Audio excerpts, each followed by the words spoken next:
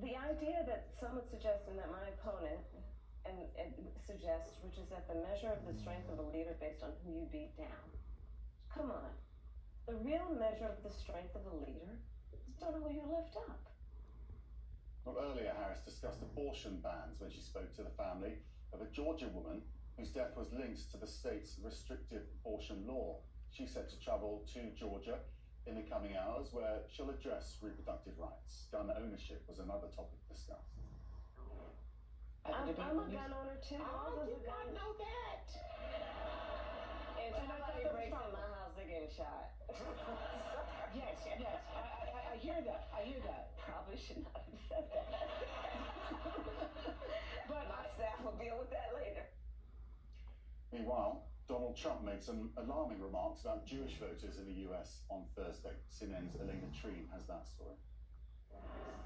Addressing Jewish supporters at a pair of events in Washington, D.C. Thursday evening, the former president suggested that Jewish Democrats would be partially to blame if he were to lose the election in November. He also repeated a frequent line that Jewish Democrats, or Jewish Americans, I should say, that vote democratically should have their heads examined. Take a listen to what he said.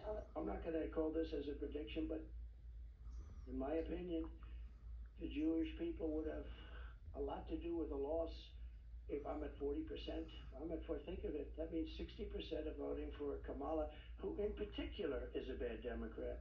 Now, to be clear, Donald Trump has repeatedly used this anti-Semitic trope to argue that Jewish Americans who did not vote for him or who plan to not vote for him and instead vote for the Democrats are not sufficiently Jewish, while also simultaneously arguing that he is the most pro-Israel president in U.S. modern history. Now, Donald Trump also claimed on Thursday that Israel would cease to exist if Kamala Harris were to win in November and not him. Again, this is something we have heard from Donald Trump.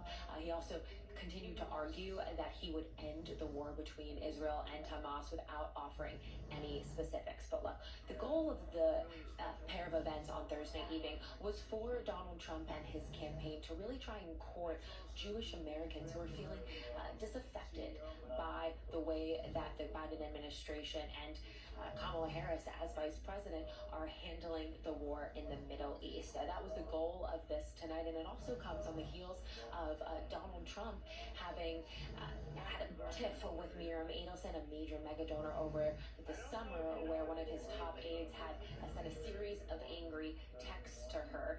Since then, they have repaired their relationship. You saw Miriam Adelson introduce Donald Trump at both events, but this is a very important moment for Donald Trump and a key